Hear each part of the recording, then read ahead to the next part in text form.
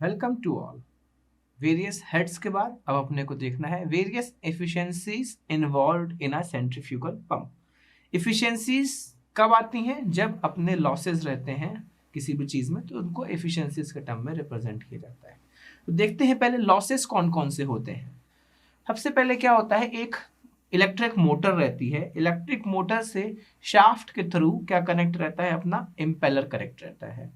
तो electric motor ने shaft में कोई पावर पहुंचाई तो उसको अपन लोग बोलेंगे शाफ्ट पावर। ठीक है। अब वही पावर जितनी इलेक्ट्रिक मोटर ने दी शाफ्ट पावर, वही एज इट इज कितनी कहाँ पहुंचनी चाहिए, इम्पेलर तक भी वही पावर पहुंचनी चाहिए।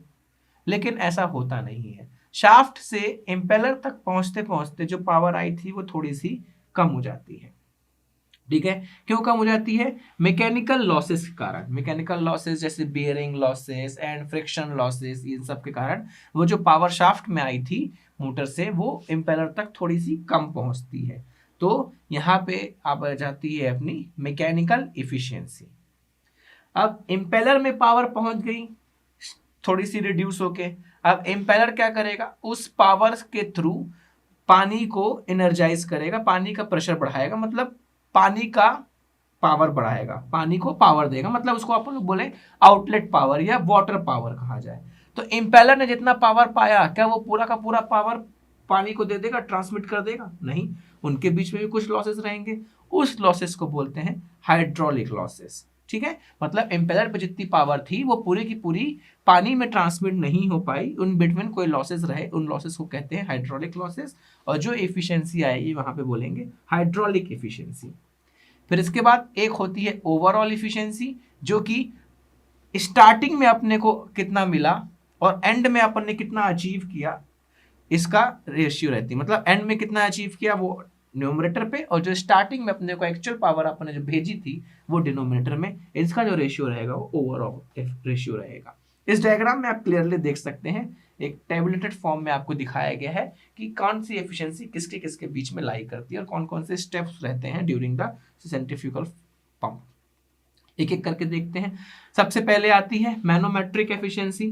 तो manometric efficiency, it is the ratio of manometric head to the head imparted by impeller. तो मैनोमेट्रिक एफिशिएंसी क्या होती है अपनी,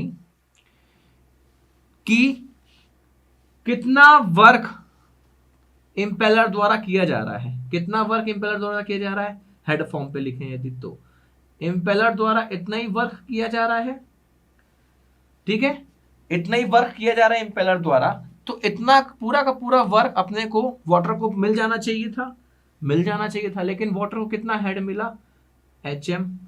ठीक है, अगर लॉसेस नहीं होते तो ये दोनों बराबर होते, लेकिन लॉसेस होने के कारण, हाइड्रोलिक लॉसेस होने के कारण ये क्या हो गए अपने, ये कम हो गया।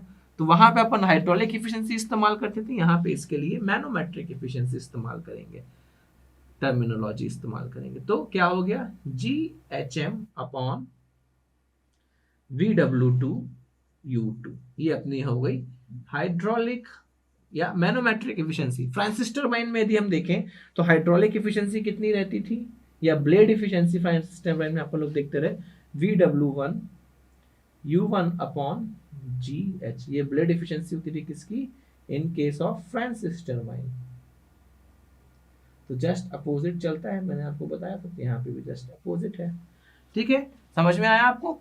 पंप ने इतना काम किया पानी के ऊपर, जितना काम किया उतना ही हेड, आपको इतना काम किया पंप ने पानी के ऊपर, हेड फॉर्म में यदि बोला जाए तो जितना हेड इम्पार्ट किया उतना ही हेड मिलना चाहिए, लेकिन उतना हेड नहीं मिलता, थोड़ा सा कम मिलता है, उसको अपन लोग बोलते हैं मैनोमेट्रिक एफिशिएंसी। दूसरी आती है वॉल्यूमेट्रिक एफिशिएंसी।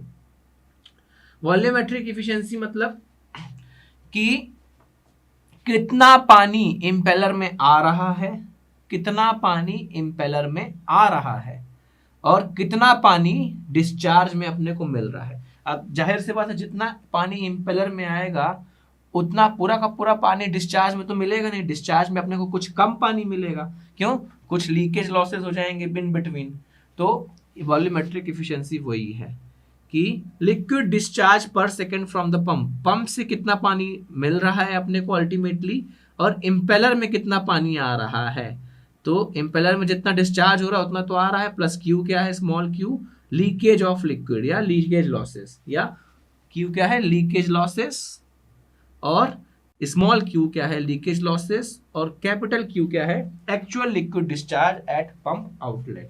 ठीक है, तो पंप में अपना इम्पेलर में इतना आ रहा था, लेकिन क्यू क्या हुआ, स्मॉल क्यू लीकेज लॉसेस में चला गया, तो अपने को एक्चुअली आउटलेट में इतना ही डिस्चार्ज जो है डिलीवर्ड हुआ। इसको अपन लोग बोलते हैं वॉल्यूमेट्रिक एफिशिएंसी। फिर थर्ड आती है अपनी मैकेनिकल एफिशिएंसी। आपको हम बता चुके हैं मैकेनिकल एफिशिएंसी क्या होती है, कि कितना पावर शाफ्ट में अपने को मिला, शाफ्ट पावर मोटर से कनेक्टेड है ना, तो शाफ्ट में कितना पावर मिला और इंपेलर तक कितना पावर पहुंच रहा है, इंपेलर तक कितना पावर पहुंच रहा है। ये तो इंपेलर था हेड फॉर्म पे, तो इंपेलर तक एक्चुअली में कितना पावर पहुंच रहा है, रो क्यू VW2 U2। इंपेलर में एक्चुअली में इतना पावर पहुंच रहा है, रो क्यू VW2 U2।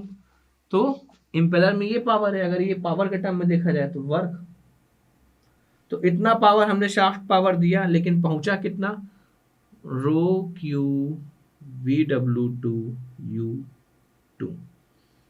ठीक है, तो इतना हमने दिया, लेकिन इंपेलर में इतना ही पहुंचा, तो इन बिटवीन जो लॉसेस हुए मैकेनिकल लॉसेस, एफिशिएंसी जो निकल के आई वो मैकेनिकल एफिशिएंसी रहेगी। अब आप कंफ्यूज नहीं होइएगा, एक बार हम बोलते हैं इंपेलर के लिए ये पावर है, एक बार हम बोलते हैं इंपेलर के लिए ये। ध्यान दीजिए, यहाँ पे हम हेड है ना, तो यहाँ पे अपने को रेशियो में भी है, सेम यूनिट होने चाहिए, तो यहाँ पे अपन लोग पावर, इंपेलर पावर का हेड फॉर्म इस्तेमाल कर रहे हैं, ये हेड फॉर्म है, और यहाँ पे रेशियो में ये पावर है ना, ये किलो वॉट में होगा या वॉट में, इसलिए यहाँ पे हम वॉट वाला टर्म इस्तेमाल करे हैं। ये दोनों सेम है, अगर पर यूनिट वेट से इसको डिवाइड कर दिया जाए तो यही निकलेगा, हेड फॉर्म निकल के आएगा, इसलिए कंफ्यूजन नहीं होना। ये भी इंपेलर वर्क है, ये भी इंपेलर वर्क है, दोनों सेम है, बट ये हेड फॉर्म पे है, ये एक्चुअल वर्क के फॉर्म पे है। फिर नेक्स्ट आती है ओवरऑल इफिशियंसी। ओवरऑल इफिशियंसी मतलब आपको पता है कि हमने एक्चुअली में कितना दिया, एक्चुअली में कितना दिया हमने, स्टार्टिंग में हमने शाफ्ट पावर दी, स्टार्टिंग में हमने शाफ्ट पावर दी, लेकिन अल्टीमेटली अपने को मिली कितना, सिर्फ HM ही मिला ना, HM ही मिला। इसको अगर पावर में कन्वर्ट करेंगे तो कितना होगा, ρGQHM।